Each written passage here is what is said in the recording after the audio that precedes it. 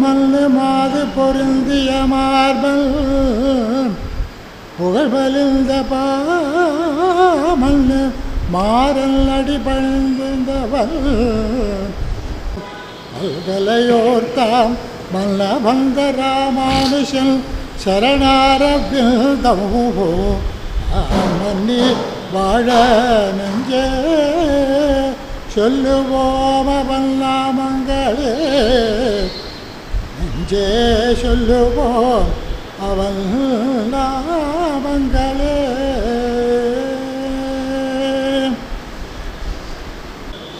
Ladies and gentlemen, I'll follow this prayer song with a short introduction of the speaker of today, Sriman D.A. Joseph.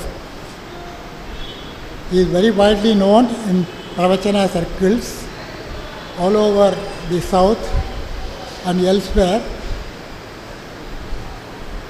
Academically, he has got a triple master's degree in English, Sanskrit and Tamil.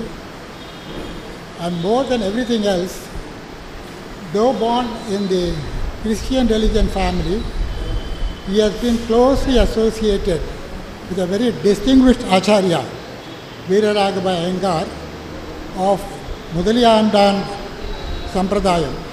Mudaliyandan was the chief disciple of Sri Ramanuja. So he has come in the tradition and he has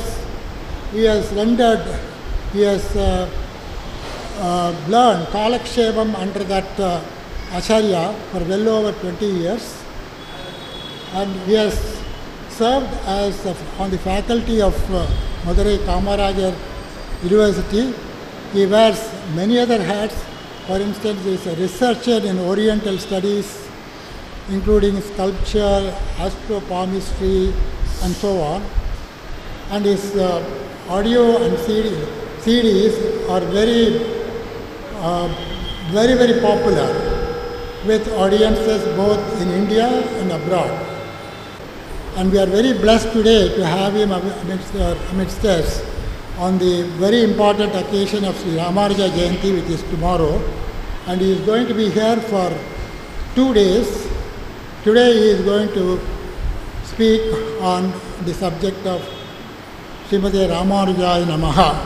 And tomorrow he will be speaking on Trivengadam. So I am very, very privileged to introduce him today.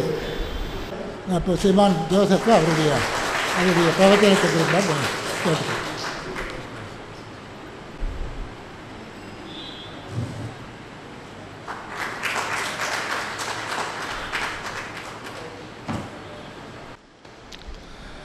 சீரரா செல்வம் போல் சேர்கவே என் ஆசான் வீரராகவர்க்கு புகழ்.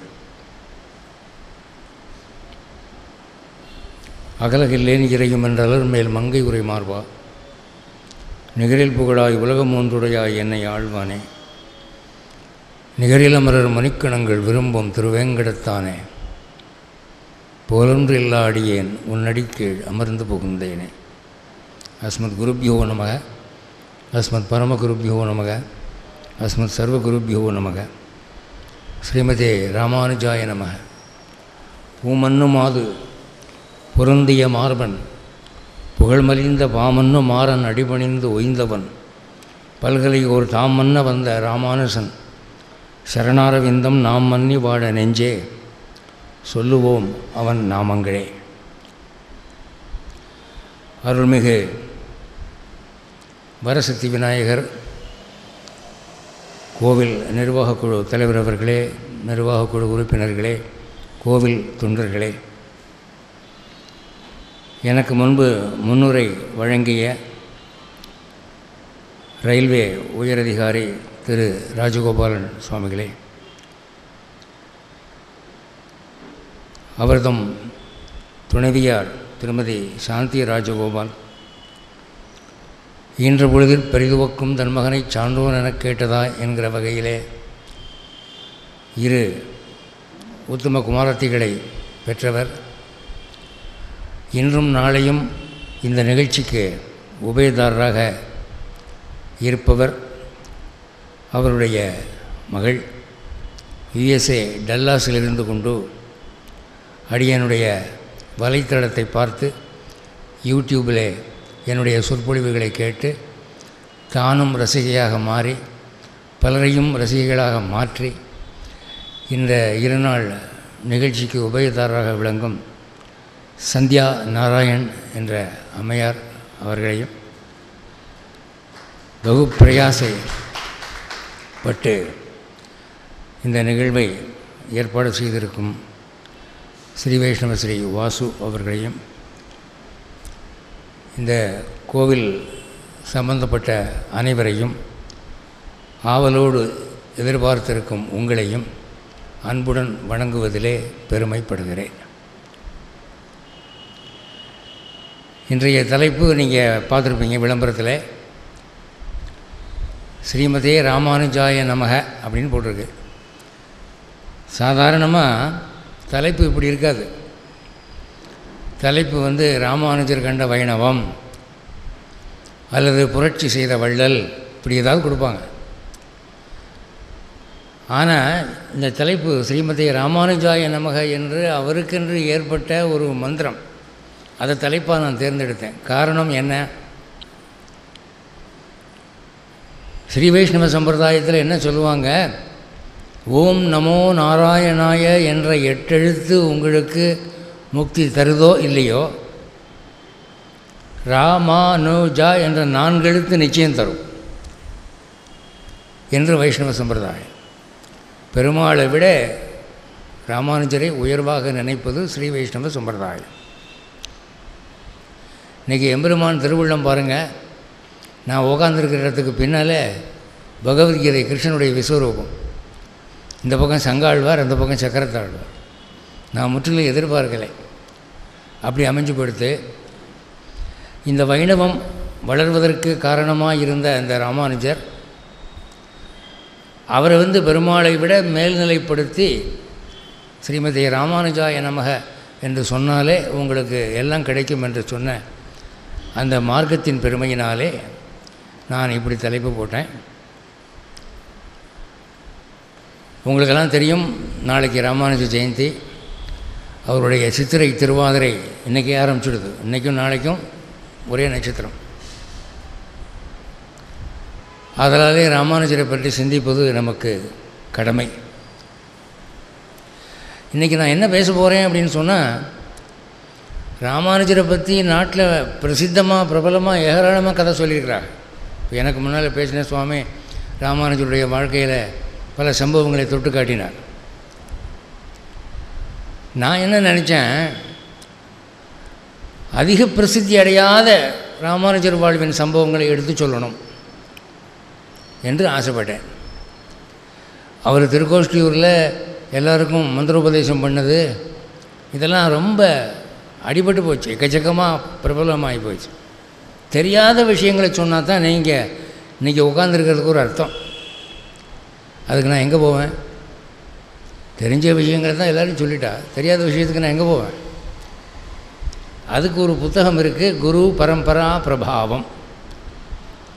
அந்த புத்தகத்தில் ராமானுஜருடைய வாழ்க்கை வரலாறு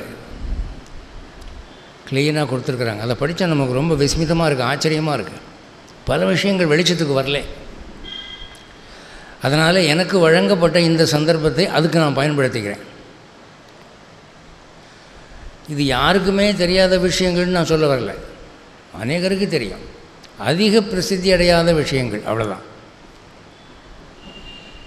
இதில் முதல்ல எல்லோரும் ராமானுஜர் ராமானுஜர்னு சொல்லி அவர் பேரை ராமானுஜர்னு ஆக்கிவிட்டாங்க.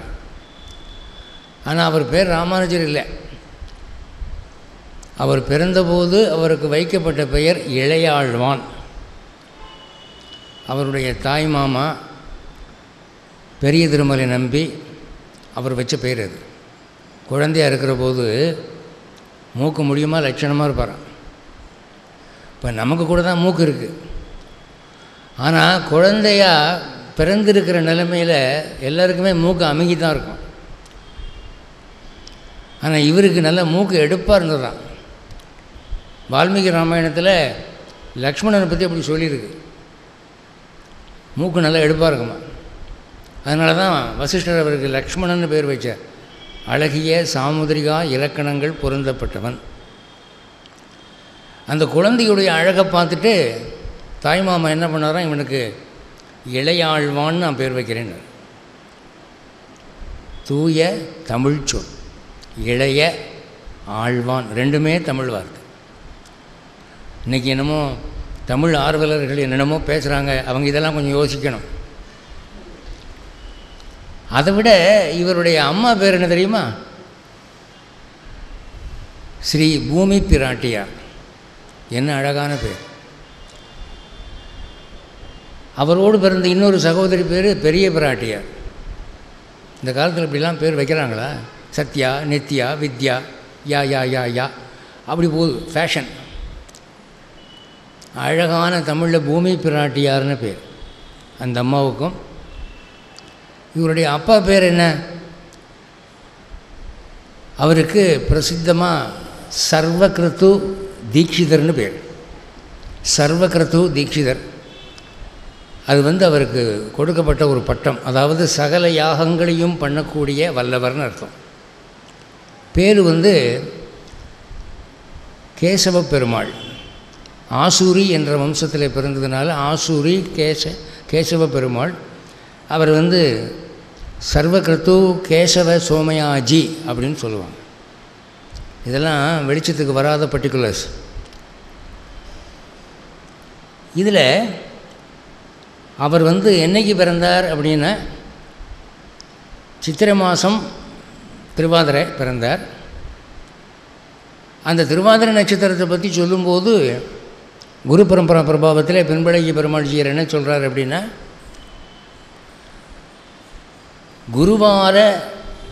குருவாசர சகிதமான திருவாதிரைன்றார்.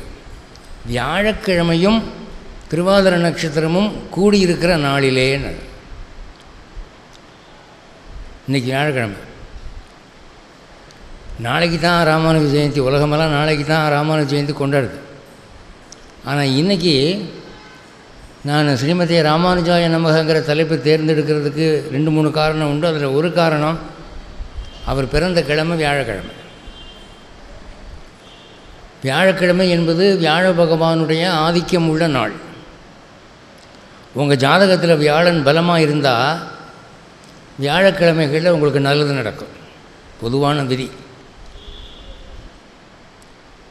குரு கேந்திரே லக்ஷம் ஏகானாம் தோஷானாம் து வியபோகதி. குரு பார்க்க கோடி குற்றம் போகும். ஒரு கேந்திரத்தில் வியாழன் இருப்பான்னா அந்த ஜாதகத்தில் இருக்கிற லட்சக்கணக்கான தோஷமும் ஓடிடுமா. வியாழன் தான் பிக்கஸ்ட்டு பெனிஃபிட், பெரிய சுபகிரகம். கர்நாடகாவில் ராகவேந்திரரையும் வியாழனையும் சம்மந்தப்படுத்தி சொல்லுவாங்க.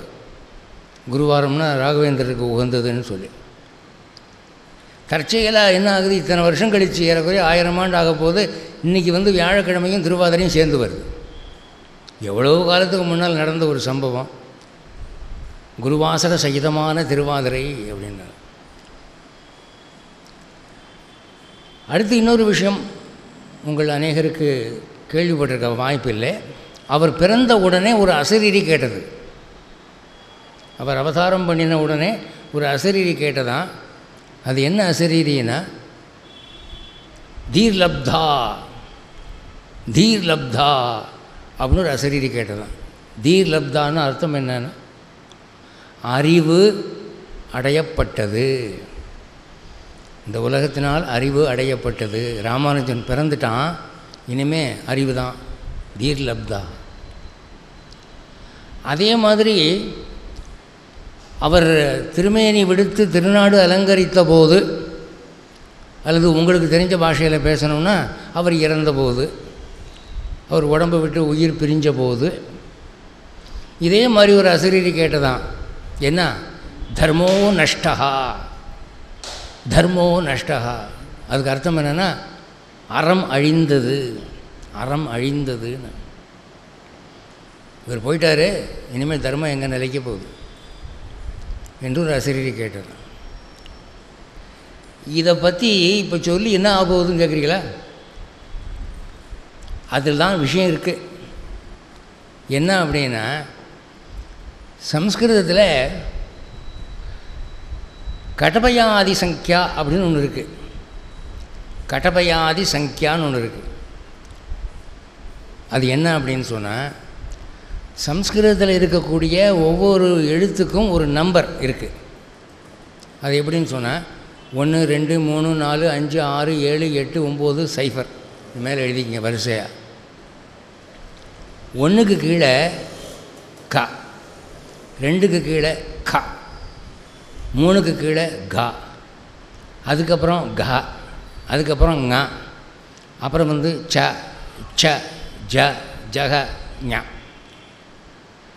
அப்புறம் மடித்து டானா அடுத்த வரிசையில் வருது. அப்போது கானா 1ஆம் நம்பருக்கு கீழே வர்ற மாதிரி டானாவும் 1ஆம் நம்பருக்கு கீழே வருது.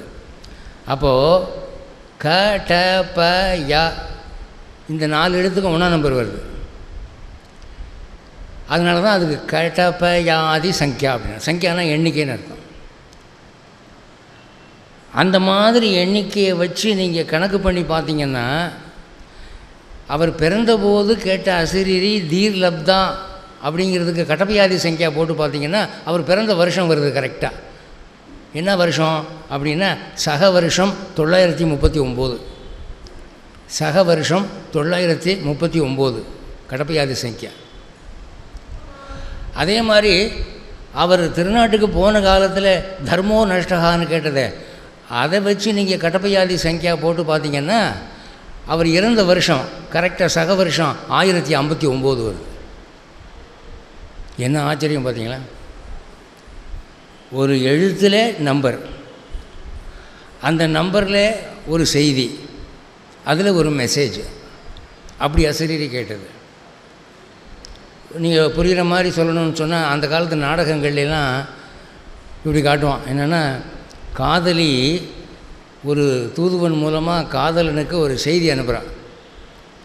என்ன செய்தி அனுப்புகிறா அப்படின்னு சொன்னால், டேய் நான் சொல்கிறத போய் அவர்கிட்ட சொல்லிவிடு அப்படின்னு. சொல்லுங்கம்மா. என்ன அப்படின்னா, கந்தன் கடைசி தலை,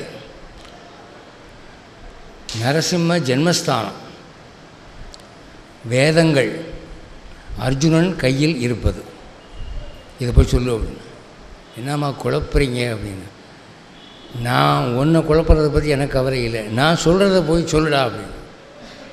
சரி தலைவிதி அப்படின்னு போய் அந்த ஆளுக்கிட்ட போய் இவன் சொல்கிறான், கந்தனின் கடைசி தலை, நரசிம்மர் ஜென்மஸ்தானம், வேதங்கள் அர்ஜுனன் கையில் இருப்பது சொல்ல சொன்னாங்க.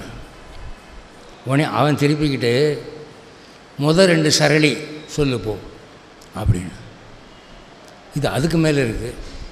நல்ல காதலன் நல்ல காதலியா என்னையா அது அப்படின்னு.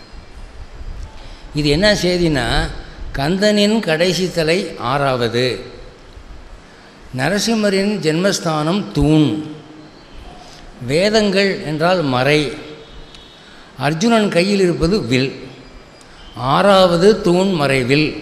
இன்றைக்கி சாயந்தரம் மீட் பண்ணுற இடம்.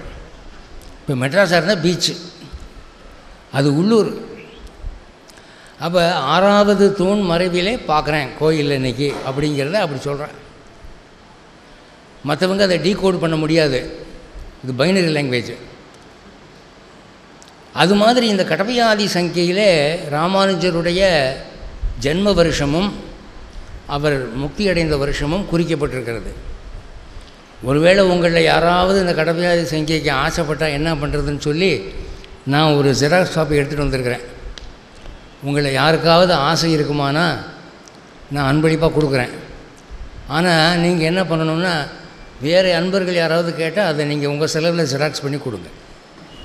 ஒரு பக்கம் 8 அணா, ஒரு பக்கம் 4 அணா, இது ஒரு பக்கம் 1 ரூபா ஏதோ. இதெல்லாம் நம்ம நாட்டு பொக்கிஷம், நமக்கு தெரியாது. நமக்கு தெரியாத விஷயங்கள் இப்படி ஏராளமாக இருக்குது. அடுத்தபடியாக ராமானுஜருடைய வாழ்க்கையில் இருக்கிற சம்பவங்கள்லாம் இப்போது ராஜகோபால் சுவாமி சொன்ன மாதிரி சொல்லிகிட்டே போகலாம், நிறையா இருக்குது. சிலதை சோசனாக எடுத்துக்கிறேன். ஒன்று என்னன்னு சொன்னால், அவர் பெரிய நம்பிகளிடம் தீட்சை வாங்கினார், சமாசிரயணம் வாங்கினார். அது எங்கே அப்படின்னா, மதுராந்தகத்திலே ஒரு மகிழ மரத்து அடியில். மதுராந்தகம் உங்களுக்கு தெரியும், ஏரிகாத்தாராமர் கோயில்.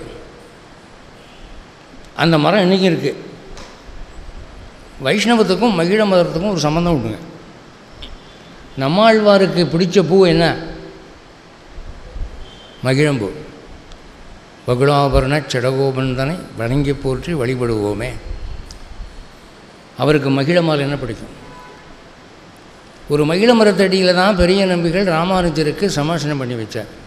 இன்றைக்கி போனீங்கன்னா அந்த மரம் இன்றைக்கும் இருக்குது, அந்த சூட்டுக்கோலும் இன்றைக்கும் இருக்குது. போய் அர்ச்சகர்கிட்ட கேளுங்க, இந்த மாதிரி சொன்னாரே ஒருத்தர், காட்ட முடியுமா அப்படின்னு. எனவே நீங்கள் பெருமாளுக்கு இஷ்டமான ஒரு பூ சமர்ப்பிக்கணும்னு உங்களுக்கு ஆசையாக இருந்தால் மகிழம்பூ துணிஞ்சு வைக்கலாம், அது உகந்த பூ. இந்த மதுராந்தகம் ஏரிகாத்தராமர் கோவிலே ராமானுஜர் விசேஷமாக கடாட்சம் பண்ணி மங்களாசாசனம் பண்ணாராம். அந்த கோவிலில் ராமானுஜர் ரொம்பவும் மனமுருகி பாடியிருக்கார். அதனால் நீங்கள் ஆழ்வார்கள் பாடல் பெற்ற ஸ்தலங்களை திவ்யதேசம் என்று சொல்வது போலே ஆச்சாரியராகிய ராமானுஜர் மனமுருகி ஈடுபட்ட ஸ்தலம் மதுராந்தகம் ஏரிகாத்தராமர் கோவில். அந்த பக்கம் போக நேரிட்டால் கொஞ்சம் பஸ் வெட்டி இறங்கி சேவிச்சுட்டு போவாங்க. அடுத்தது நான் சொன்னேன், இவருக்கு அப்பா அம்மா வச்ச பேர் இளையாழ்வான்னு. அப்புறம் ஊரில் பூரா அவரை ராமானுஜர்னு தானே சொல்கிறாங்க. அது ஏன் ஏற்பட்டது, எப்படி ஏற்பட்டது, எப்போ ஏற்பட்டதுன்னு கேட்பீங்க இல்லையா? அது எப்போ அப்படின்னு சொன்னால், இந்த இளையாழ்வான் என்ற ராமானுஜருக்கும் அவருடைய மனைவிக்கும் ஒத்து போகலை. வைஷ்ணவங்களை பெருமாளுக்கு சமமாக மதிக்கணும்னு அவர் நினைப்பார். அந்த அம்மாவுக்கு அவ்வளோ தூரம் பக்குவம் பத்தலை. அதனால் அவர் சன்னியாசம் வாங்கிட்டார். அப்படி சன்னியாசம் வாங்கின போது காஞ்சிபுரத்தில் இருக்கிற வரதராஜ பெருமாள் அவருக்கு, இன்று முதல் நான் உமக்கு ஒரு புது பேர் கொடுக்குறேன், அது ராமானுஜ முனி அப்படின்னு சொல்கிறார். காஞ்சிபுரத்தில் வரதராஜ பெருமாள் தான் முதன்னு இளையாழ்வானுக்கு ராமானுஜர்னு பேர் வைக்கிறார். ராமானுஜருங்கிறதுக்கு அர்த்தம் என்ன அப்படின்னா, ராமஸ்ய அனுஜகா ராமானுஜகா, ராமனுடைய தம்பி. சம்ஸ்கிருதத்தில் அக்ரஜகா அனுஜகான்னு ரெண்டு வார்த்தை உண்டு. அக்ரஜகானா முன்னால் பிறந்தவன், அனுஜகானா பின்னால் பிறந்தவன். லக்ஷ்மணன் ராமனுக்கு பின்னால் பிறந்தான் இல்லையா, அதனால் ராம அனுஜகா ராமானுஜகான்னு பேர். அதே இளையாழ்வான்கிற சொல்ல நான் ராமானுஜ முனின்னு சொல்கிறேன். இன்று பெருமாள் சூட்டின திருநாமம் ராமானுஜ முனி என்பது. இதெல்லாம் நீங்கள் தெரிஞ்சுக்கணும், இதெல்லாம் அத்தியாவசியமாக தெரிந்து கொள்ள வேண்டியது. அடுத்தாப்புல ராமானுஜருடைய சிறப்பு நிறைய இருக்குது. ஒரு சிறப்பு என்னென்னா, ராமானுஜர் உயிரோடு இந்த பூமியில் இருந்தபோதே அவருக்கு கோயில் உண்டாயிடுச்சு. இந்த நாட்டு மகான்களுக்கெல்லாம் அவங்க சித்தி அடைஞ்ச பிறகு தான் கோவில். ஆனால் ராமானுஜர் உயிரோடு இருந்தபோதே அவருக்கு ஸ்ரீபெரும்புதூரில் ஒரு கோயில், மேலக்கோட்டையில் ஒரு கோயில் உருவாயிடுச்சு. 3வது கோவில் ஸ்ரீரங்கத்தில் அவருடைய திருமேனியை பள்ளிப்படுத்தி வச்சாங்க. தான் உகந்த மேனி, தமர் உகந்த மேனி, தான் ஆன மேனி அப்படின்னு 3 சொல்லுவாங்க. ஸ்ரீபெரும்புதூரில் அதான் அவருடைய பிறந்த ஊர். ஒரு பஞ்சலோக சிற்பியை கொண்டு ஒரு 3 நாளைக்கு அவரை சுற்றி பார்க்க வச்சு சீடர்கள்லாம் அவருடைய விக்கிரகத்தை செய்ய சொன்னாங்க. அவர் செஞ்சு கொண்டு வந்தார்.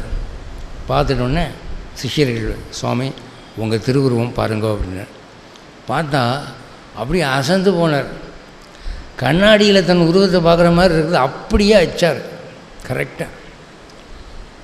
இப்போ இன்றைக்கி கூட சுண்ணாம்பில் சிற்பங்கள்லாம் செய்கிறாங்க பல பேர் தலைவர்களுக்கு.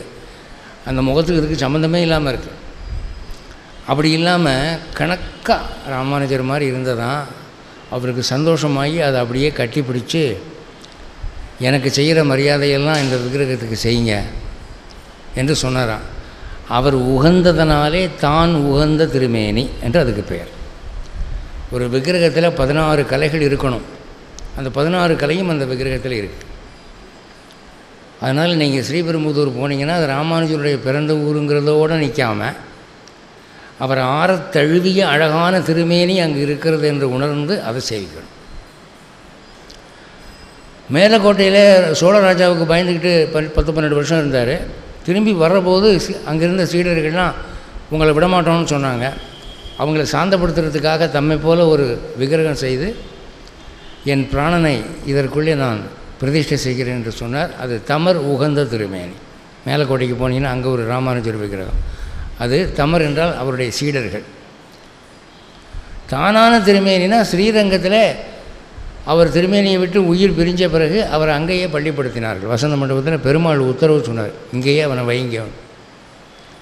சாதாரணமாக உயிர் போன உடலை நம்ம என்ன பண்ணுறோம், நெருப்பில் போட்டு எரிச்சிடுறோம், இல்லாட்டி இங்கேயோ போட்டு உதச்சிடுறோம். ஆனால் கோயிலுக்குள்ளேயே வைக்க சொன்னார் பெருமாள்.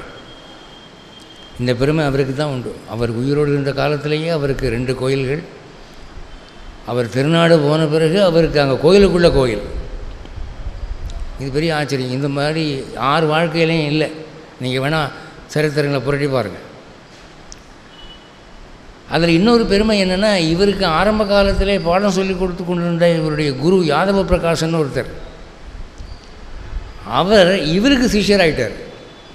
சிஷ்யராகி இவர் காலில் விழுந்தார். உமக்கு நான் கோவிந்தஜீயர்னு பேர் வைக்கிறேன்னு சொல்லி பேர் வச்சார். அப்போது கடந்த காலத்திலே இவர் ராமானுஜருக்கு விரோதமாக சொன்னவை, எண்ணினவை, பேசினவை எல்லாம் அபச்சாரம் இல்லையா? அந்த பாவம் தீர்றதுக்கு என்ன பண்ணணும்னா பூபிரதட்சணம் பண்ணணும். பூபிரதட்சணம் பண்ணுறதுன்னா இந்தியாவில் இருக்கிற புனித க்ஷேத்திரம் எல்லாம் போயிட்டு வரணும். அதுக்கு பேர் தான் பூபிரதட்சணம். பூனா பூமி, பிரதட்சணம்னா வலம் வருதல், பூமியே வலம் வருதல்னு அர்த்தம். ஆனால் அந்த காலத்தில் பெரியவங்க பூமிங்கிற வார்த்தைக்கு பாரத தேசம்னு தான் அர்த்தம் வச்சாங்க. பூபிரதட்சணம் பண்ணணுமே அப்படிங்கிற போது இவருக்கு வயசாகி போச்சு. யாதவ பிரகாசனுக்கு முடியாது. அப்போ கனவில் பெருமாள் தோன்றி சொன்னாராம், நீ ராமானுஜரை நடுவில் நிற்க வச்சு ஒரு முறை சுற்றி வா, அதுதான் பூபிரதட்சணம்னு சொன்னாராம். இவர் எந்திரிச்சு பார்த்தாராம், என் சிஷ்யனை போய் நான் சுற்றுறதா, அதெல்லாம் முடியாது அப்படின்னு பேசாமல் இருந்துட்டார். அப்போ காஞ்சிபுரத்தில் திருக்கச்சி நம்பிகள்னு ஒருத்தர் இருந்தார். அவருடைய இயற்பெயர் வந்து கஜேந்திர வரதாசர். கஜேந்திர வரதாசர்னு பேர். அவர்கிட்ட பெருமாள் பேசுவாராம். அவர் மூலமாக பெருமாள் சொன்னாராம், நீ ராமானுஜனை சுற்றி வா, அதான் பூபிரதட்சணத்துக்கு சமம்னு. அப்போது ஒரு குரு தன் சிஷ்யன் காலில் விழுந்ததும் இல்லாமல் அவரை 3 தடவை சுற்றி வந்து அது பூபிரதட்சணத்துக்கு சமம் என்று ஆன வரலாறு ராமானுஜர் வாழ்க்கையில் மட்டும்தான் இருக்குது. இது ஒரு தனிச்சிறப்பு. அடுத்து இந்த ஆளவந்தார்னு ஒருத்தரை பற்றி கேள்விப்பட்டிருப்பீங்க. அவர் தான் ராமானுஜருடைய குரு. அவருக்கு வந்து இந்த ராமானுஜரை ஸ்ரீரங்கத்துக்கு வரவழைத்து கொள்ள வேண்டும் என்ற ஆசை. ஆனால் அவருடைய ஆசை பரிபூர்ணமாக நிறைவேறாமலே அவர் திருநாடு போயிட்டார். ஆனால் அவருடைய சீடர்கள் அவருடைய ஆசையை நிறைவேற்ற வேண்டும் என்று சொல்லி ஆசைப்பட்டார்கள். அதனால் ராமானுஜர் ஸ்ரீரங்கத்துக்கு வர சொன்னால் அவர் வருவாரா, சம்மதிப்பாரா, சந்தேகம்.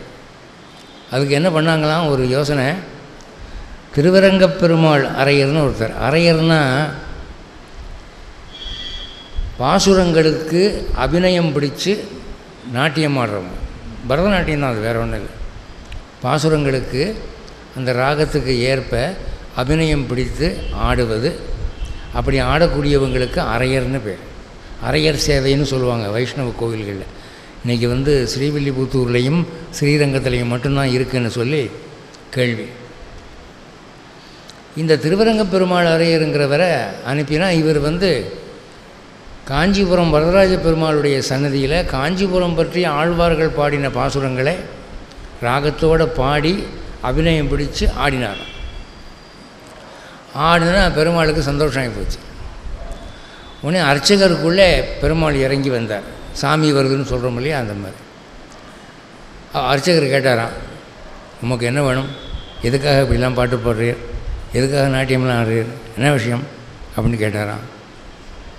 அதுக்கு இவர் சொன்னாராம், ஒரு வரம் வேணும் அப்படின்னார். சரி, என்னையும் என் மனைவிமார்களையும் தவிர வேறு எது வேணாலும் கேட்டுத்தரேன் அப்படின்னா. ஏன் இப்படி சொன்னார் அப்படின்னு சொன்னால், ராவணன் ஒரு தடவை சிவபெருமானை நோக்கி தவம் பண்ணி சிவபெருமான் அவர்கிட்ட தோன்றி உனக்கு என்ன வரம் வேணும்னு கேட்டபோது உன் மனைவியை என் மனைவியாக கொடுன்னு கேட்டான். இவர் வேறு வழி இல்லாமல் அனுப்பி வச்சுட்டார். ப்ராமிஸ் பண்ணியாச்சு. அப்புறம் அந்த அம்மா என்ன பண்ணுறதுன்னு தெரியாமல் தன்னுடைய பயங்கரமான காளி உருவத்தை காமிச்சு, நான் தாண்டா நீ கேட்ட பார்வதின்னு சொல்லி இவன் மிரண்டு போய் நீ உன் புருஷன்ட்ட தானே போன்னு அனுப்பிச்சுட்டான்.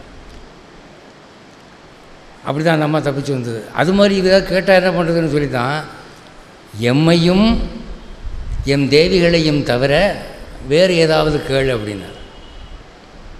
உடனே அவர் சொன்னார், உமக்கு திருமஞ்சன கைங்கரியம் பண்ணி கொண்டிருக்கிற ராமானுஜர் வேணும் அப்படின்னா.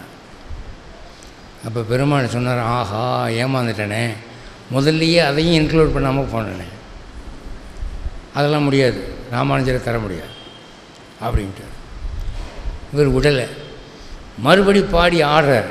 ரொம்ப உணர்ச்சி பூர்வமாக பாடி ஆடுறார். மறுபடி பெருமாள் பேசுகிறார், என்னையா வேறு ஏதாவது கேளையா? இல்லை, எனக்கு ராமானுஜர் தான் வேணும். சரி கொண்டு போயா அப்படின்ட்டார். அப்படியாக்கும் ராமானுஜரை காஞ்சிபுரத்துலேருந்து ஸ்ரீரங்கத்துக்கு கூப்பிட்டு வந்தாங்களாம். காஞ்சிபுரம் வரதராஜ பெருமாளுக்கு ராமானுஜர் அவ்வளவு வேண்டியவராக இருந்தார், அவ்வளவு நெருக்கமாக இருந்தார். சரி, ஸ்ரீரங்கத்துக்கு வந்தார்ல, ஸ்ரீரங்கத்துக்கு வந்த உடனே அவர் எப்படி கோயிலுக்குள்ளே நுழைஞ்சாருங்கிறத பற்றி குரு பரம்பரை பிரபாவத்தில் போட்டிருக்கு. எப்படி போட்டிருக்கு அப்படின்னா, விழுவது எழுவது தொழுவது, எழுவது விழுவது தொழுவது, அப்படி போனாராம். கோபுரத்தை தூரத்தில் பார்த்த உடனேயே தரையில் விழுந்து வணங்கி அப்புறம் எந்திரிச்சு அப்புறம் மறுபடி விழுந்து அப்புறம் கொஞ்சம் தூரம் போய் அப்புறம் வணங்கி இப்படியே நெடுக விழுவது எழுவது தொழுவதாய் கடைசி வரைக்கும் கோயிலில் போய் சேவிச்சார்னு சொல்லியிருக்கு. ராமானுஜர் எப்படி ஸ்ரீரங்கத்து மேலே பக்தி வச்சுருந்தாருங்கிறதுக்கு இது ஒரு முக்கியமான விஷயம். அங்கே போய் ஸ்ரீரங்கத்தில் ரங்கநாத பெருமாளை சேவிக்கிறார். சேவிக்கிற போது ரங்கநாத பெருமாள் சொல்கிறாரு, நம்ம கத்தியத்திரயத்தில் வரும் ஒரு பங்குனி உத்திரத்தன்னைக்கு நம்பெருமாளை ராமானுஜர் சேவிக்கிறார். அப்போது நம்பெருமாள் ஒரு வரம் கொடுக்குறார். என்ன அப்படின்னா, நீ நம்ம ராஜகோபால் சுவாமி சொன்ன மாதிரி நித்திய விபூதி லீலா விபூதி என்ற இரண்டுக்கும் அதிபதி அப்படின்னார். அது என்ன, அது பரிபாஷை, அது பல பேருக்கு புரியாது. அதாவது வைகுண்டம் என்ற மோட்சத்துக்கு அந்த பக்கம் இருக்கிறதுக்கெல்லாம் நித்திய விபூதின்னு பேர், அதுக்கு இந்த பக்கம் இருக்கிறதுக்கு போகிறோம் லீலா விபூதின்னு பேர். இந்த ரெண்டுமே உனக்கு நான் கொடுத்துட்டேன், இந்த ரெண்டுலேயுமே நீ வச்சு தான் சட்டம் அப்படின்னு பிளாங்க் செக் கொடுத்துட்டார், அமௌண்ட்டு ஃபில்லப் பண்ணாமல். உபய விபூதி நாயகன். அதனால் என்ன தான் உலகத்தில் இன்றைக்கி வரைக்கும் சுவாமி சுவாமின்னு சொல்லிக்கிட்டு இருக்காங்க, இனிமேல் அந்த பேர் உனக்கு வரட்டும் என்று சொல்லி இனிமேல் உடையவன் நான் இல்லை, உடையவர் நீ அப்படின்னார். அன்று முதற்கொண்டு ராமானுஜருக்கு உடையவர் என்று பெயர் ஆகிட்டு.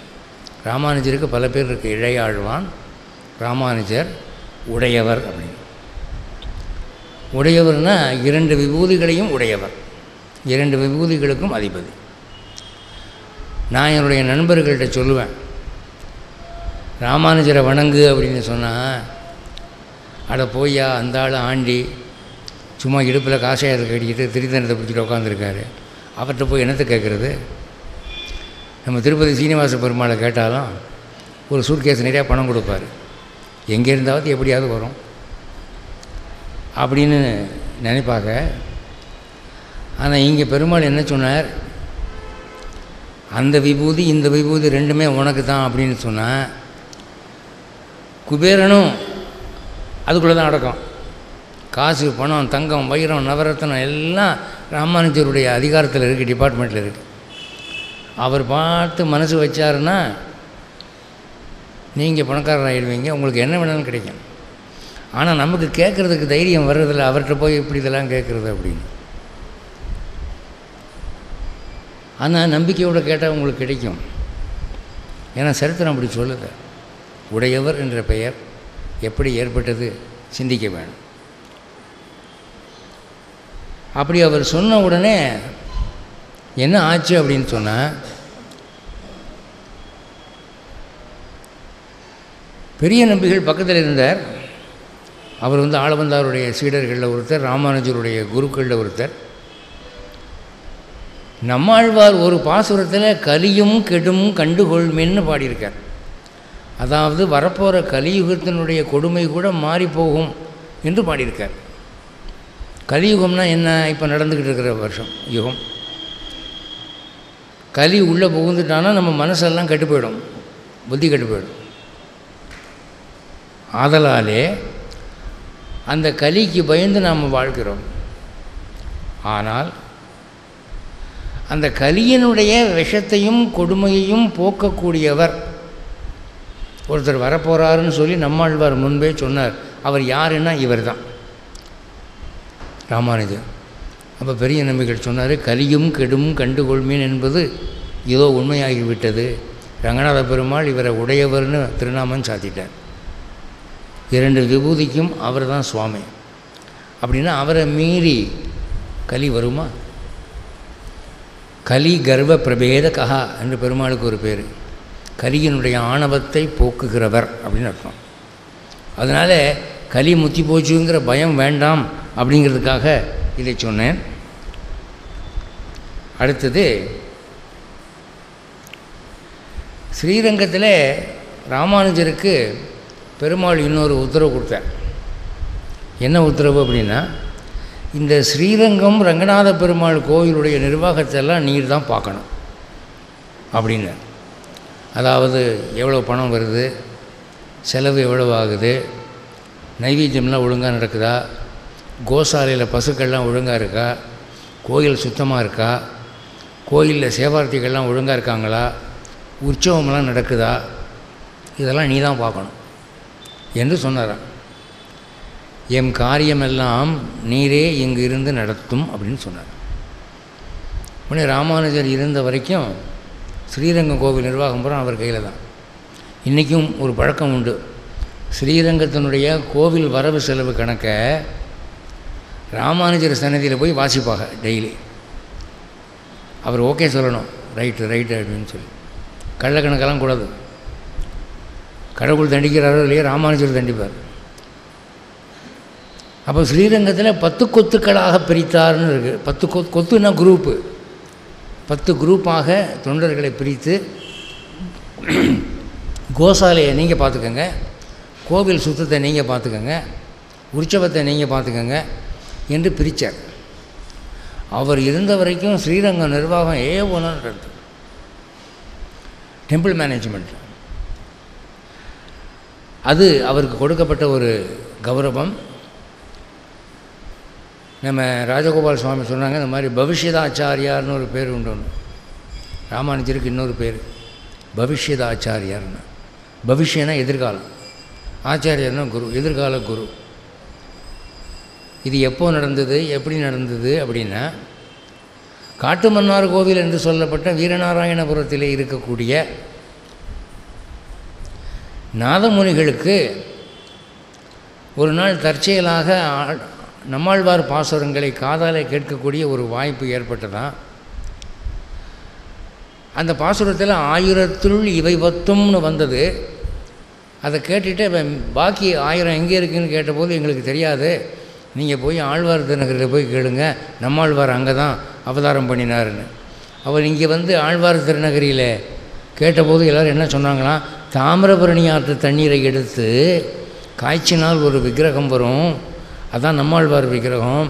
அந்த விக்கிரகத்தை ஏழை பண்ணி நீங்கள் மதுரகவி ஆழ்வார் சாதித்த கண்ணினும் சிறுத்தாம்பு என்ற பாசுர தொகுதியை 12000 முறை உரு கொடுத்தால் நம்மாழ்வார் உங்களுக்கு அந்த பாசுரங்களை கொடுப்பார் அப்படி. நாதமுனிகள் அதே மாதிரி தாமிரபரணி தண்ணீர் எடுத்து காய்ச்சினா என்ன வருது, நம்மாழ்வார் விக்கிரகம் வரல, இந்த ராமானுஜர் விக்கிரகத்தை தான் கூப்பிய கையோடு அவர் பார்த்தாராம், நம்மாழ்வார் நம்ம பார்த்து எதுக்கு கும்பிடுறாரு, இது நம்மாழ்வாராக இருக்க முடியாதே என்று கலங்கிய போது ஒரு அசரீரி கேட்டதான், இவர் பவிஷ்யத் ஆச்சாரியார், எதிர்கால குரு, இனி வரப்போகிறார். பவிஷ்யனா எதிர்காலம். அந்த விக்கிரகத்தை இன்றைக்கி வரைக்கும் ஆழ்வார் திருநகரியில் தனி சன்னதை ஏற்படுத்தி வச்சுருக்காங்க. நீங்கள் போனீங்கன்னா நம்மாழ்வாரை சேவிக்கிற மாதிரி, புளிய மரத்தை சேவிக்கிற மாதிரி, ஆதிநாத பெருமாளை சேவிக்கிற மாதிரி பவிஷ்யதாச்சாரியரையும் சேவிச்சுட்டு வரலாம். இப்போது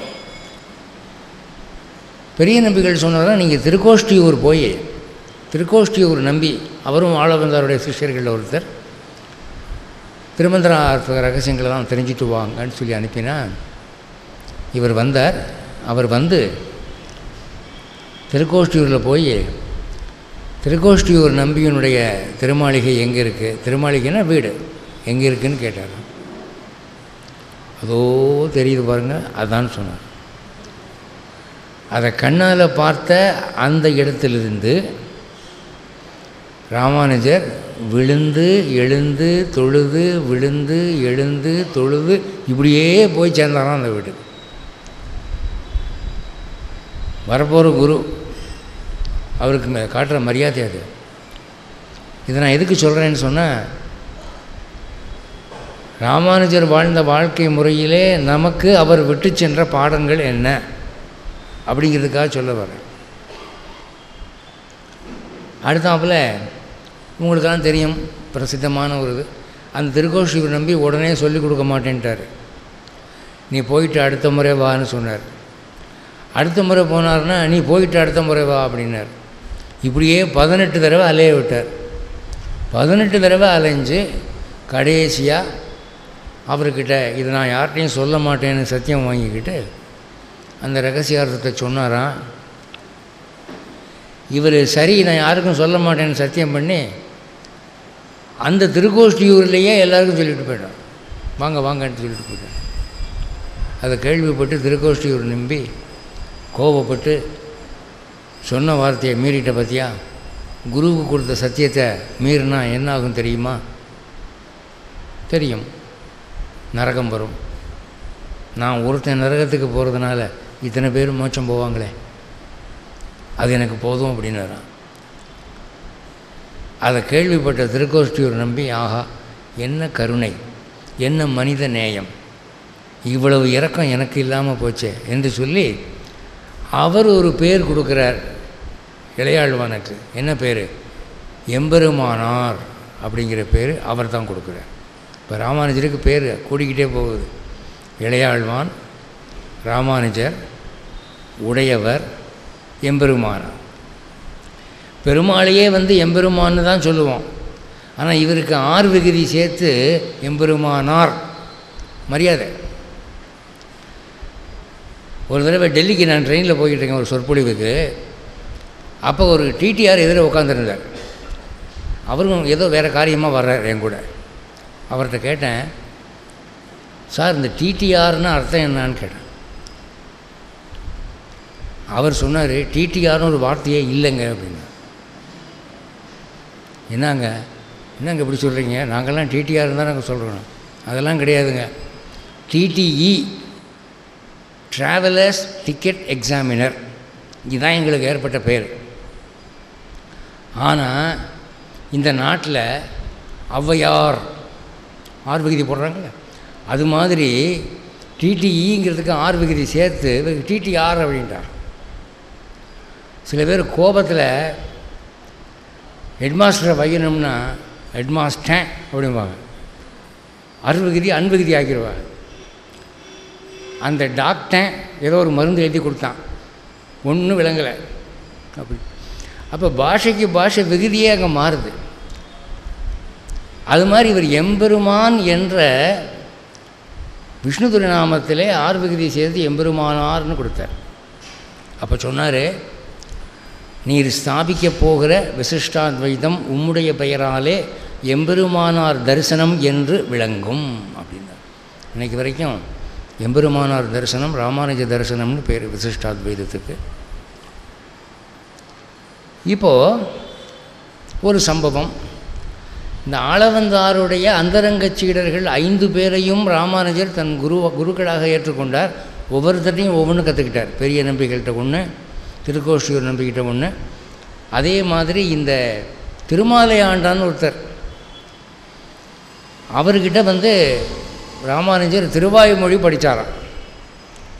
படித்தபோது அவர் ஒவ்வொரு பாசுரத்துக்கும் அர்த்தம் சொல்லும்போது ராமானுஜர் குறுக்க புகுந்து, அது அர்த்தம் இல்லைன்னு நான் நினைக்கிறேன், அது தப்பு நீங்கள் சொல்கிறது, நான் சொல்கிறது தான் ரைட்டுன்னு சொன்னார். இவர் பொறுத்து பார்த்தார்.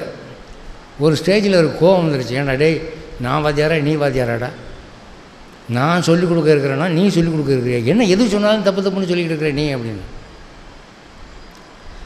இது கிளைமேக்ஸுக்கு எப்போ வந்துச்சுன்னு சொன்னால், அரியா காலத்துள்ளே என்று ஒரு பாசுரம், மாமாயத்து வைத்துன்னு வரும். அதாவது நான் விவரம் தெரியாமல் இருந்த காலத்தில் எனக்கு அறிவை கொடுத்தாய் அப்படிங்கிற அர்த்தத்தில் வரும்.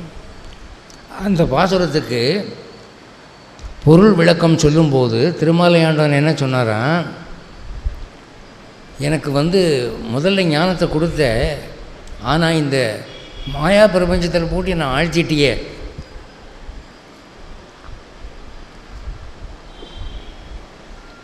என்று வருத்தப்படுவதாக பொருள் சொன்னாராம். அதுக்கு அவர் சொன்னாராம், இந்த பாசுரத்துக்கு முன்னாலேயும் பெருமாளிடம் நன்றி பாராட்டுறார், பின்னாலேயும் பெருமாளிடம் நன்றி பாராட்டுறார். நடு பாசுரத்தில் பெருமாளை குற்றம் சொல்கிற மாதிரினா இருக்குது, அப்படி இருக்காது. அதனால் நான் மாயத்திலே அறியா காலத்தில் இருந்த என்னை நீ ஆட்கொண்டாய் என்று அதை மாற்றி அர்த்தம் கொள்ளணும்னு சொன்னாரான். இவர் திருமாலையாண்டானுக்கு கோபம் பிச்சுக்கிச்சு. இந்தா இனிமேல் நீ வராத, நீயே படிச்சுக்கப்போ அப்படின்னு விரட்டி விட்டார். பிறகு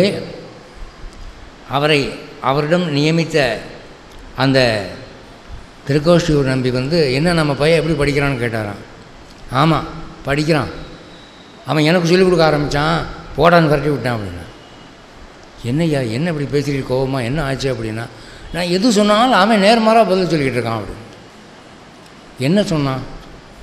இவர் சொன்னார், இந்த பாசுரத்துக்கு நான் இப்படி சொன்னால் அவன் அப்படி சொல்கிறான் அப்படின்னா. ஓய், அவன் சொல்கிறதான் ஏன் ரைட்டு, ஏன்னா ஆளை வந்தார் அதுக்கு அப்படித்தான் அர்த்தம் சொல்லி நான் கேட்டிருக்கேன் அப்படின்னாரான்.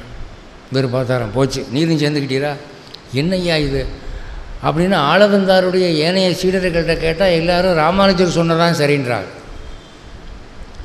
அப்போது அவர் திருமாலையாண்டான் ராமானுஜரை கேட்டாரான், ஐயா நீர் ஆளவந்தார் உயிரோடு இருந்தபோது பார்க்கலை, அவர்கிட்ட பாடமும் கேட்கலை, அவருடைய உயிரற்ற திருமேனியை தான் நீர் பார்த்தீர், அப்படி இருக்க உமக்கு இந்த ரகசியமெல்லாம் எப்படி தெரியும் அப்படின்னு கேட்டபோது அவர் சொன்னாராம், ஏகலவ்யன் எப்படி துரோணாச்சாரியாருடைய பொம்மையை செஞ்சு வச்சு அதை வணங்கி வில்வத்தை கற்றுக்கொண்டானோ, அதுபோல் அவருடைய திருமேனியை வணங்கி அவர் உள்ளத்தில் இருந்த அர்த்தமெல்லாம் நான் கற்றுக்கொண்டேன் அப்படின்னு சொன்னார். அதாவது குரு பக்திக்கு ஒரு உதாரணம், நமக்கு இந்த காலத்தில் ரொம்ப வேண்டிய ஒரு குணம். அடுத்தது இவர் பாடம் படித்து கொண்ட இன்னொரு குரு, அவர் ஆழ்வார் திருவரங்கப் பெருமாள் அரையர். அவர்கிட்ட சில ரகசியார்த்தங்கள் கற்றுக்கிறதுக்காக போய் ஜாயின் பண்ணி அவர் சொல்லி கொடுக்கல. 6 மாதம் அவருக்கு பால் காய்ச்சி கொடுத்தாராம். அந்த 6 மாதமும் அவர் குளிக்கும்போது மஞ்சள் இழைச்சி அதை உடம்புல பூசி விடுவார். அவருக்கே ஒரு நாள் ரொம்பவும் மனசு கேட்காம, ஏன்டா இப்படியெல்லாம் கைங்கரியம் பண்ணிகிட்டு இருக்க, உனக்கு என்ன வேணும் என்று சொல்லி அவர் கேட்ட ரகசியார்த்தத்தை சொல்லி கொடுத்தார் என்று பார்க்குறோம். இந்த ராமானுஜர் ஆதிசேஷனுடைய அவதாரம் என்று புஸ்தகங்களில் போட்டிருக்கு.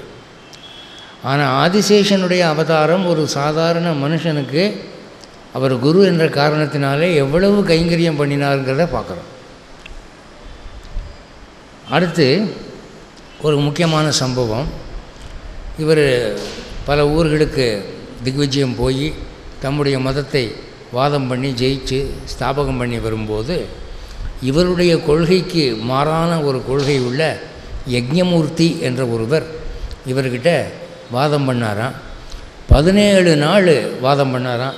இவர் என்ன சொன்னாலும் அதுக்கு பதில் அந்த ஆள் சொல்லிடுவார். 17ஆவது நாள் என்னாச்சுன்னா, யஜ்ஞமூர்த்தி சொன்ன ஒரு வாதத்துக்கு ராமானுஜரால் பதில் சொல்ல முடியவில்லை. அவர் ரொம்பவும் மனம் சோர்ந்து தலையை தொங்க போட்டுக்கிட்டு திரும்பி போயிட்டார். இதுக்கு என்ன பதில் சொல்கிறதுன்னு தெரியலையே.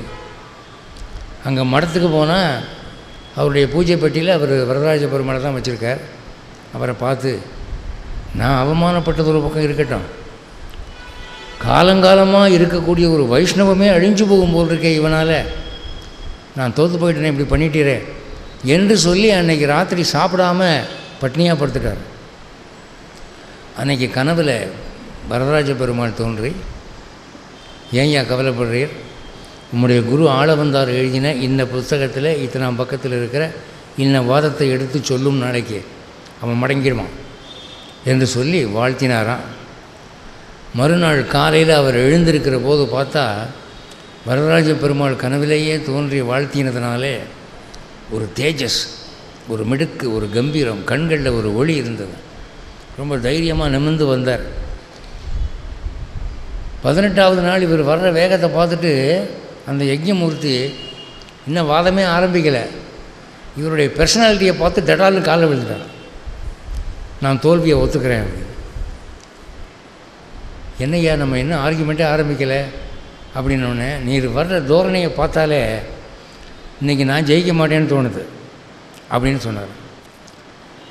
இதில் நமக்கு என்ன ஒரு குறிப்பு கிடைக்குதுன்னா, கடவுளுடைய அருள் இருக்கும் பட்சத்தில் நமக்கு ஒரு மிடுக்கு, ஒரு கம்பீரம், ஒரு கண் ஒளி வருது. ஒளி படைத்த கண்ணினாய் வா வா வானா பாரதியார். அது ஏன்னா இறை அருள் உள்ளவர்களுக்கு அந்த கம்பீரம் வரும். நாமெல்லாம் அந்த ஒளி இழந்திருக்கிறோம் இப்போ.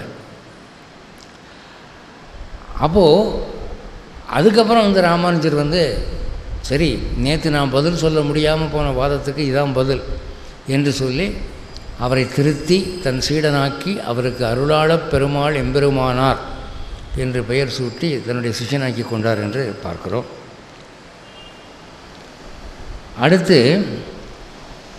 ஒரு ஆழ்வார் பாசுரம், ஒளிவில் காலமெல்லாம் உடனாய் மன்னி வலுவிலா அடிமையாம் செய்ய வேண்டும் என்ற ஒரு பாசுரம்.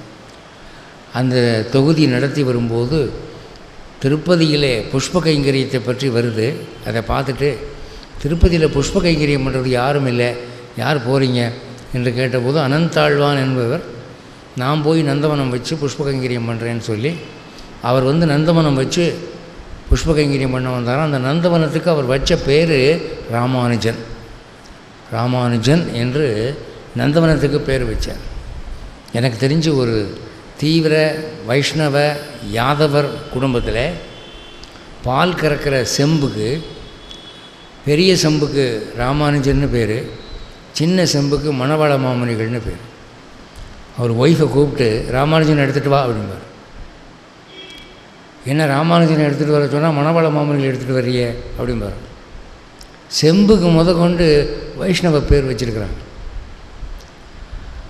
அப்படி இவர் நந்தவனத்துக்கு ராமானுஜன் பேர் வச்சுருக்கார். இப்போவும் நீங்கள் திருப்பதிக்கு போனீங்கன்னா அதை பார்க்கலாம். ராமானுஜர் திருப்பதிக்கு போனபோது அங்கே தான் ஒரு நாள் படுத்து தூங்கினாராம். அந்த அனந்தாழ்வானை பற்றி ஒரு பிரசித்தமாக ஒரு கதை கேள்விப்பட்டிருப்பீங்க. அவர் நந்தவன கைங்கரியம் பண்ணும்போது அவருடைய மனைவி கிட்ட மண் வெட்டி வெட்டி கூடையில் வச்சு கொண்டு போய் போட்டு வாம்பாராம். அப்போ அந்த அம்மா நிறை மாத கர்ப்பிணி, தூக்க முடியாமல் தூக்கி கொண்டு போய் போட்டு வருமா. அப்போ பெருமாளே இறக்கப்பட்டு ஒரு சின்ன பையன் வடிவில் பாதி வழியில் அந்த கூடையை வாங்கிக்கிட்டு இவர் போய் கொட்டுவாராம். அப்போ இவர் கேட்டாராம், என்ன சீக்கிரம் சீக்கிரம் வர்ற, நான் உன்னை எங்கே கொட்ட சொன்னேன், நீ எங்கே கொட்டுற அப்படின்னா. இல்லை, நீங்கள் கொட்ட சொன்ன இடத்துல தான் கொட்டிக்கிட்டு இருக்கு, பாதி வழியில் ஒரு பையன் பிடுங்கிக்கிறான் அப்படின்னு. பையன் பிடுங்கிக்கிறானா? காசை பிடுங்குவாங்க, சாப்பாட்டை பிடுங்குவாங்க, வேலையை பிடுங்குவாங்களா? யாரவன் பார்த்தா இவருக்கு தெரிஞ்சு போச்சு பெருமாள் தான் அப்படின்னு.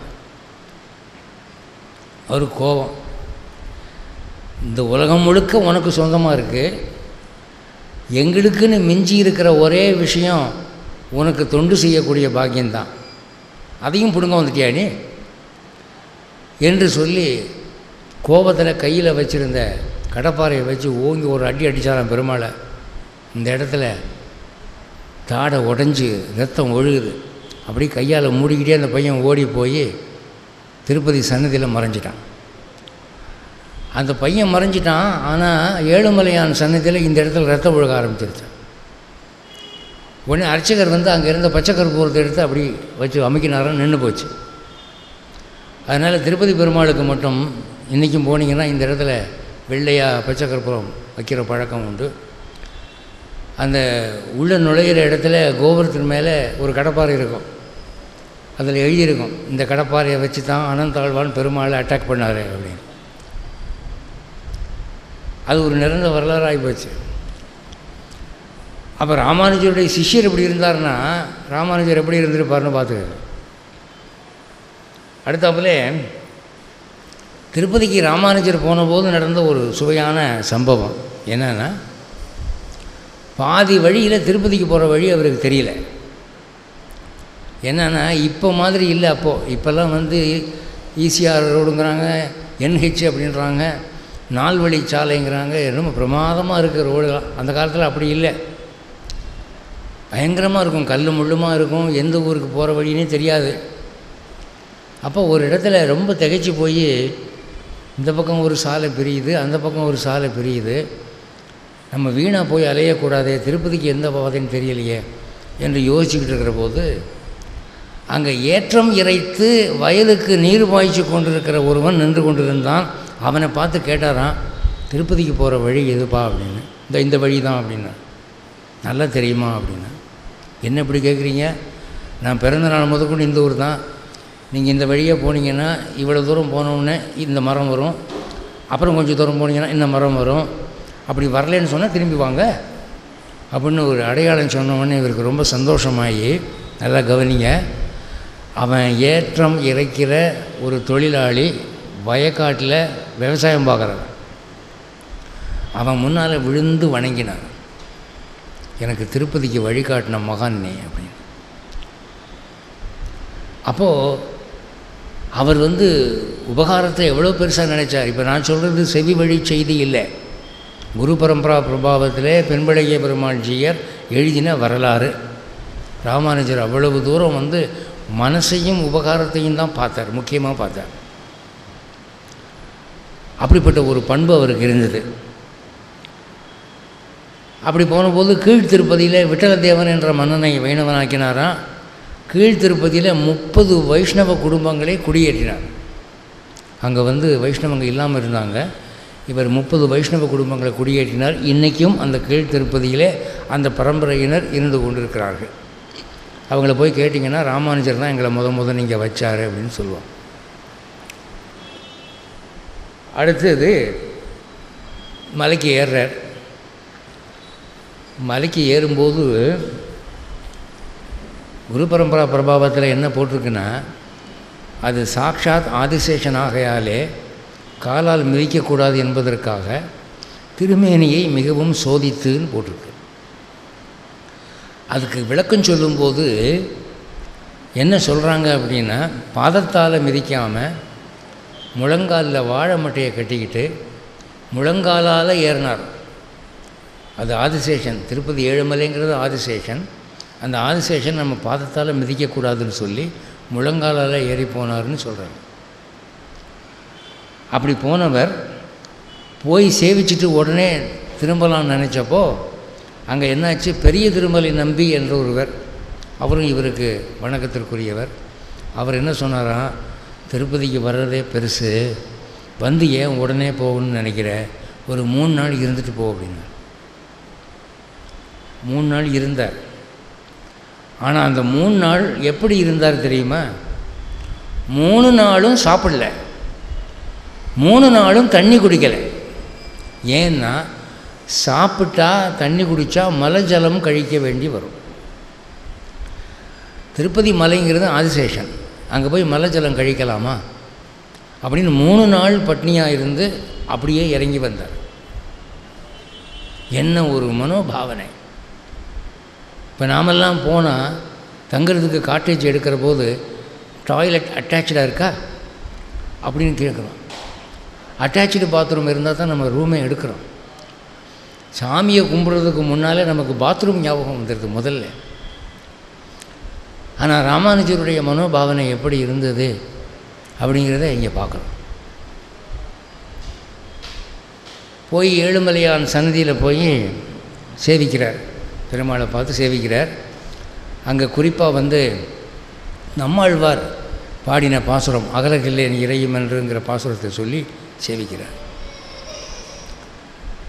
உங்களுக்கு தெரியும், வைஷ்ணவத்தில் அகலகில்லேன் இறையும் என்ற பாசுரத்தை திருமந்திரமாக சொல்லுவார்கள். அது ஒரு மந்திரம், உபதேசம், அது பிரபத்தி மந்திரம், அது சரணாகதி மந்திரம். அவர் சொல்லி எம்பெருமானை மனம் உருகி சேவிக்கிற போது பெருமாள் பேசினாராம் அவர்கிட்ட. என்ன பேசினாராம்? நீ நமது தெற்கு வீட்டுக்கு வந்தபோதே நித்திய விபூதி லீலா விபூதி என்ற 2 விபூதிகளையும் உனக்கு தானமாக கொடுத்தோம். அப்புறம் இன்னும் என்ன குறையுதுன்னு இங்கே வந்த? இன்னொரு தடவை வேணால் சொல்கிறேன், திருப்பதியிலையும் ஒரு தடவை சொல்கிறேன், உனக்கு உபய விபூதியும் உனக்கு சொந்தம்.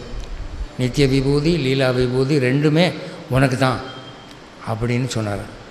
இது திருப்பதியில் நடந்தது. முதல்ல ஸ்ரீரங்கத்தில் சொன்னார், இப்போது திருப்பதியில் சொல்கிறேன். அடுத்து அவருடைய வாழ்க்கையில் நடந்த ஒரு 1-2 சுவையான சம்பவம் என்ன அப்படின்னா, ஸ்ரீபாஷ்யம் எழுதுகிறார். ஸ்ரீபாஷ்யங்கிறது பிரம்மசூத்திரத்துக்கு வியாக்கியானம். அப்படி எழுதும்போது அவர் வந்து இவர் டிக்டேட் பண்ணுவார், கூரத்தாழ்வார் எழுதுவார். எப்பவுமே மடாதிபதிகள் அப்படி தான், அவங்க சொல்லுவாங்க, சிஷ்யங்க எழுதுவாங்க. கூரத்தாழ்வார் எழுதினார், ராமானுஜர் சொல்லிக்கிட்டு வந்தார். ஒரு இடத்துல என்ன சொன்னாராம், ஜீவாத்மாவின் இலக்கணத்தை பற்றி சொல்லும்போது ஜீவாத்மா சகலமும் அறியக்கூடியதாய் இறைவனுக்கு அடிமைப்பட்டதாய் இருக்கும் என்று சொன்னாராம் ராமானுஜர். கூரத்தாழ்வார் வந்து நான் எழுத மாட்டேன்னு சொல்லிட்டார். அவர் திரும்ப திரும்ப சொல்கிறார், கூரத்தாழ்வார் எழுத மாட்டேன்ட்டார். இவர் கோபம் வந்துருச்சு, ஓங்கி ஒரு உத விட்டார். அவர் அப்படியே மட்டமல்லாக்க சாஞ்சிட்டார். நீரே பாஷ்யம் எழுதுமையா அப்படின்னு அடுத்த ரூமுக்கு போயிட்டார். கொஞ்ச நேரம் கழித்து வந்தார்.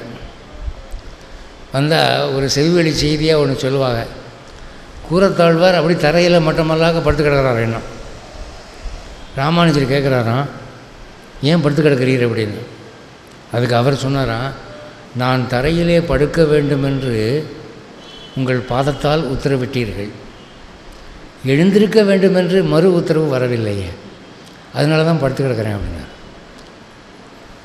அப்போ எவ்வளவு குரு பக்தி அவருக்கு இருந்திருக்கு. இன்றைக்கி நிலைமையில் ஒரு வாத்தியார் ஒரு பையனை உதைக்கிட்டோம், என்ன நடக்குதுன்னு பார்ப்போமா? அடுத்த நிமிஷம் வாத்தியார் படுத்துருவார் தரையில், எந்திரிக்கவே முடியாது அவரால், அப்படி கிடத்திடுவாங்க. ஆனால் அவர் அவ்வளோ பக்தியாக இருந்தாராம். அப்போ சொன்னாராம், சரி ஓய், நான் சொன்னதில் என்ன தப்புன்னு நினைக்கிறீர், நீர் தான் சரியாக சொல்லுமே அப்படின்னார். அவர் சொன்னார், ஜீவாத்மாவின் இலக்கணம் அனைத்தையும் அறிபவனாய் ஆண்டவனுக்கு அடிமைப்பட்டவனாய் நீங்கள் சொன்னீங்க. அப்படி இல்லை, ஆண்டவனுக்கு அடிமைப்பட்டவனாய் அனைத்தையும் அறிபவனாயின்னு இருக்கணும். அடிமைப்பட்டிருத்தலுக்கு தான் ப்ரையாரிட்டி, சகலத்தையும் அறியக்கூடிய சர்வஜதை அடுத்தபடி தான் வருது அப்படின்னோடனே சபாஷ் என்று அவரை பாராட்டினார். சிஷ்யன் குருவை திருத்தும் போது குரு அதை ஏற்றுக்கொள்கிறாரு பாருங்கள். ராமானுஜருடைய பெருந்தன்மை. நான் யார் தெரியுமா, நான் ஆதிசேஷனுடைய அம்சாவதாரம், என்னையே நீ கரெக்ஷன் பண்ணுறியா அப்படின்னு அவர் கேட்கல, பணிவாக ஏற்றுக்கொண்டார். அதை நீங்கள் நோட் பண்ணணும். அதுக்கப்புறம் திருக்குறுங்குடின்னு ஒரு இடம் கேள்விப்பட்டிருப்பீங்க, திருநெல்வேலியை ஒட்டியிருக்கு.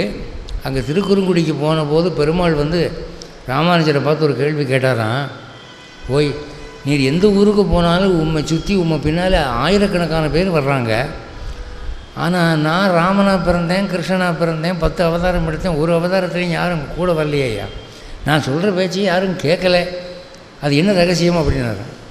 அதுக்கு ராமானுஜர் சொன்னாராம், ரகசியத்தை தெரிஞ்சுக்கணுன்னா நீர் சிஷ்ய முறைப்படி கீழ்ப்படிஞ்சு என்கிட்ட மண்டி போட்டு கேட்டால் நான் சொல்கிறேன் அப்படின்னு.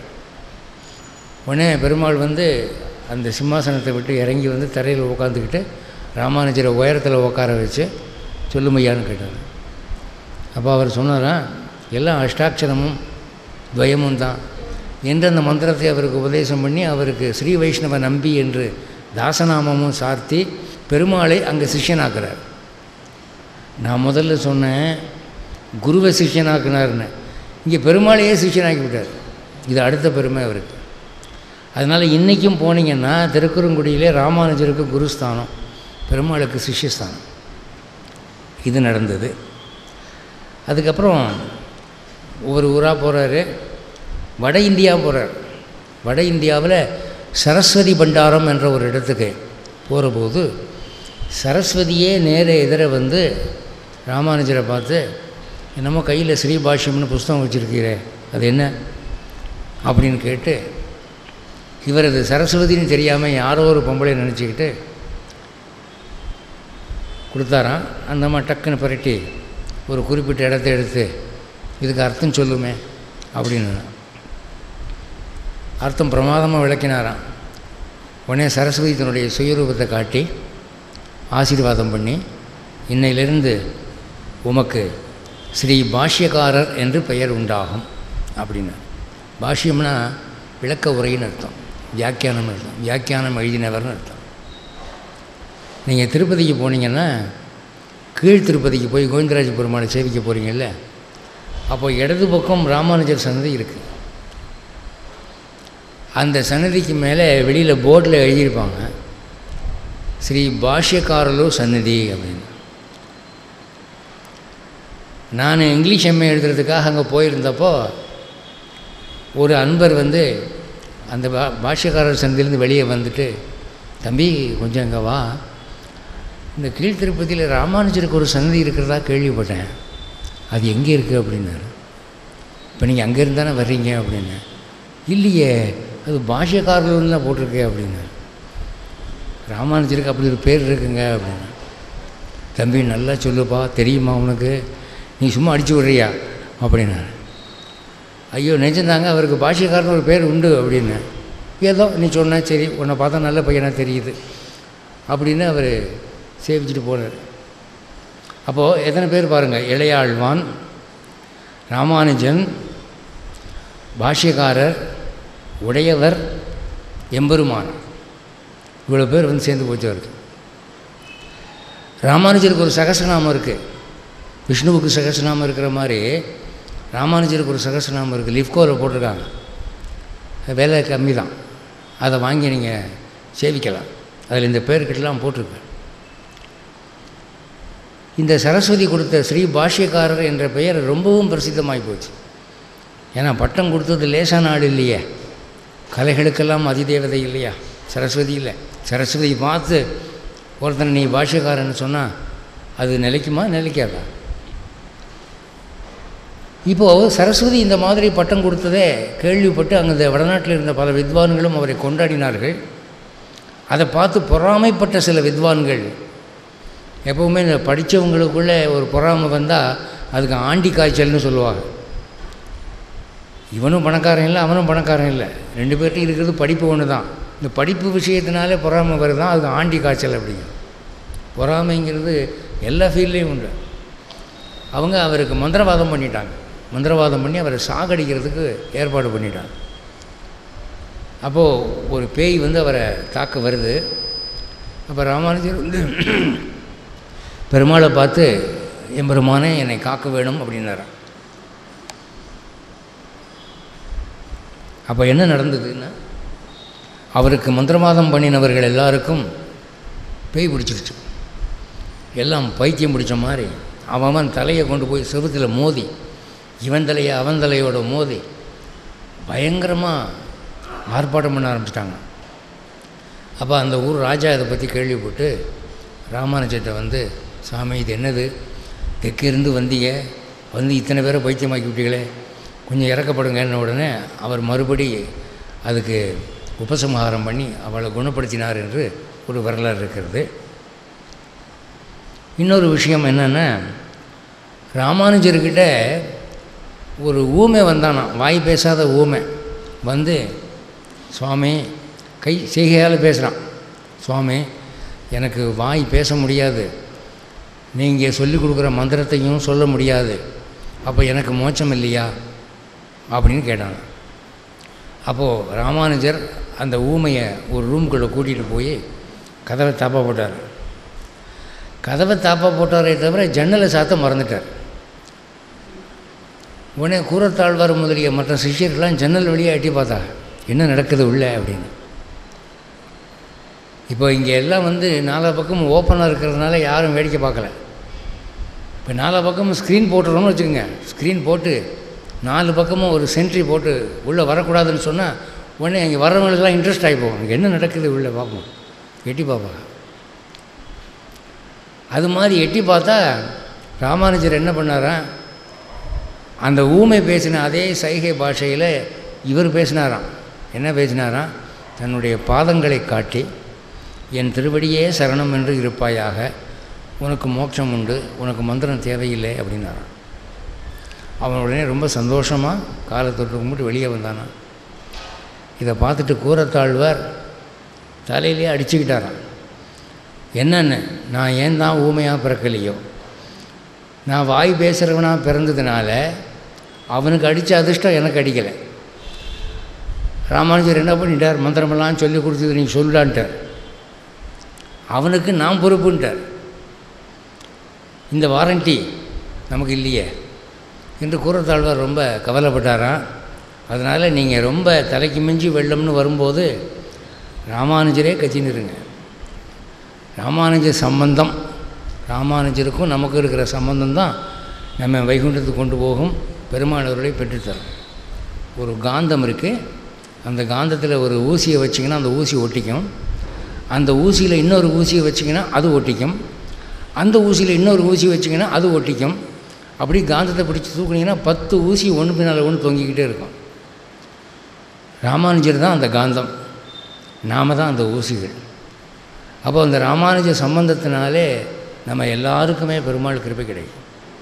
அதனால தான் ஸ்ரீமதே ராமானுஜாய நமக என்பது மந்திரங்களிலே மிகச்சிறந்தது என்பதனாலே நான் இன்றைய தலைப்பாக அதை தேர்ந்தெடுத்தேன். கடைசியாக ஒரே ஒரு செய்தி. சோழ நாட்டை ஆண்ட ஒரு சோழ மன்னன், அவன் ஒரு மாதிரி ஒரு மூர்க்கன். நான் கும்பிட்ற சாமி கடவுளா, நீ கும்பிட்ற சாமி கடவுளான்னு பிரச்சனை கிளப்பி விட்டான். ராமானுஜரை தீர்த்து கட்டணும்னு சொல்லி ஒரு முடிவுக்கு வந்தான். இவனுக்கு பயந்துக்கிட்டு அவர் ஊரை காலி பண்ணி மைசூர் மேலக்கோட்டையை நோக்கி வேகமாக போகிறாரு சிஷ்யர்களோட. அப்படி போகும்போது அந்த ராஜாவுடைய சேவகர்கள்லாம் துரத்திக்கிட்டு வர்றாங்க. அப்போ ராமானுஜருடைய சிஷ்யர்கள்லாம் என்ன சொன்னாங்க, சுவாமி கத்தியை தூக்கிட்டு வரானுங்களே என்ன செய்கிறதுன்னு. அப்போ ராமானுஜர் என்ன சொன்னார், நீங்கள் எல்லோரும் நான் சொல்கிறத செய்யுங்க. பெரியாழ்வார் திருமொழியிலே 5ஆம் பத்திலே 4ஆம் பதிகத்திலே உள்ள 4வது பாசுரம், அதனுடைய கடைசி 2 வரி எப்படி வருது, கொடுமை செய்யும் குற்றமும் என்கோலாடி குறுகப்பெறா தடவரை தோள் சக்கரபாணி சாருங்கவேல் சேவகனே. இதை சொல்லி ஒரு கைப்பிடி மண் எடுத்து அப்படி தூவிருங்கோ அப்படின்னார். உடனே எல்லாரும் ஒரு கைப்பிடி மண் எடுத்து அப்படி தூவினாங்களாம். அந்த சேவகர்களாலே முன்ன வர முடியலை, பின்ன தான் போக முடியுது, அந்த மாதிரி ஆகிப்போச்சு. அதனால் இப்போ நான் இன்னொரு தடவை சொல்கிறேன். பெரியாழ்வார் பாடின பெரியாழ்வார் திருமொழியிலே 5ஆம் பத்திலே 4வது பதிகத்திலே 4வது பாசுரம், அதிலே இந்த மாதிரி எதிரிகள் நமக்கு தொல்லை பண்ணாதபடி இருக்கக்கூடிய ஒரு மாந்திரிக சக்தி அந்த பாசுரத்துக்கு உண்டு. தமிழ் தானே, நீங்கள் போய் அதை மனப்பாடம் பண்ணிக்கோங்க, படிச்சுக்கோங்க. இந்த அளவிலே இன்றைய ஸ்ரீமதி ராமானுஜாய நமக என்ற தலைப்பிலே இவ்வளவு நேரம் அந்த எம்பெருமானாரை சிந்திக்கக்கூடிய அரிய வாய்ப்பை வழங்கிய இந்த கோவில் நிர்வாகத்தாருக்கும் கோவில் தொண்டர்களுக்கும் ஸ்ரீ வைஷ்ணவ ஸ்ரீ வாசோயா அவர்களுக்கும் திரு என் ராஜகோபாலன் அவர்களுக்கும் திருமதி சாந்தி ராஜகோபால் அவர்களுக்கும் சந்தியா நாராயணன் அவர்களுக்கும் பொறுமையாக இருந்து செவிமடுத்த உங்களுக்கும் நன்றி கூறி, மீண்டும் நாளை இன்னொரு தலைப்புக்காக சந்திக்கிறோம். 2 நாள் தான். அதுக்கு முன்னால் ஒரு சின்ன விஷயம் என்னென்னா, என்னுடைய வெப்சைட்டை பார்க்குறவங்களுக்கு தெரியும். ஞாயிற்றுக்கிழமை ஒரு கேள்வி கேட்பேன். அதுக்கு பதில் அடுத்த ஞாயிற்றுக்கிழமைக்குள்ளே உலகெங்கிலும் இருந்து இமெயில் வரும். சிறந்த பதில் கொடுக்குறவங்களுக்கு பரிசு கொடுப்பேன். கொஞ்ச நாள் அது நின்று போச்சு. எனக்கு கேள்வி கேட்டு கேட்டு நாக்கு துருதுருன்னு இருக்கு. இப்போ ஏதாவது ஒரு கேள்வி கேட்கணுமே. அதனால் இன்றைக்கி ஒரு கேள்வி கேட்குறேன். நாளைக்கு அதுக்கு நீங்கள் பதில் சொன்னீங்கன்னா பரிசு உண்டு. அது என்ன கேள்வி அப்படின்னா, 4000 திவ்ய பிரபந்தத்தில் ஒரே பாசுரத்தை 2 ஆழ்வார்கள் பாடியிருக்காங்க. எப்படின்னா, சிற்றஞ்சிறுகாலே வந்துன்னை சேவித்தின்னு ஒரு பாசுரம் இருக்குது. இதை ஆண்டாள் பாடியிருக்கான்னு நம்ம எல்லாருக்கும் தெரியும். ஆனால் இதே பாசுரம் திருமங்கை ஆழ்வாருடைய பெரிய திருமொழியில் இருக்குதுன்னு வச்சுக்கோங்க. அப்போ நம்ம என்ன யோசிப்போம், இது ஆண்டாள் பாசுரமாச்சே, இங்கே இதுக்கு வந்துச்சு, இது அச்சு போடுறவங்க தப்பாக போட்டாங்களோ அப்படின்னு நினைப்போம் இல்லையா? ஆனால் ஒரு பாசுரம் அந்த மாதிரி இருக்குது. 2 ஆழ்வார்கள் ஒரே பாசுரத்தை பாடியிருக்காங்க, அச்சரம் பெசகாமல் பாடியிருக்காங்க. கேள்வி என்னென்னா, அந்த 2 ஆழ்வார்கள் யார்? அந்த பாசுரம் என்ன? ஏன் அப்படி பாடினார்? இதுதான் கேள்வி. நீங்கள் இந்த ஊரில் நிறைய வயசில் பெரியவங்க இருக்கிறாங்க, ஞானத்தில் பெரியவங்க இருக்கிறாங்க. நீங்களாக சொல்ல மாட்டீங்க, எனக்கு தெரியும். போய் அவங்கள கன்சல்ட் பண்ணிவிட்டு வாங்க. கன்சல்ட் பண்ணிட்டு வந்தீங்கன்னா நாளைக்கு உங்களுக்கு சிறந்த பரிசு ஒன்று உண்டு. உங்களுக்கு 24 hours டைம் தரேன் என்று கூறி நான் முன் சொன்ன பெரியவர்களுக்கு மறுபடியும் நன்றி தெரிவித்து நாளை சந்திப்போம் என்று கூறி விடைபெறுகிறேன். ஜெய் ஸ்ரீமன் நாராயண்.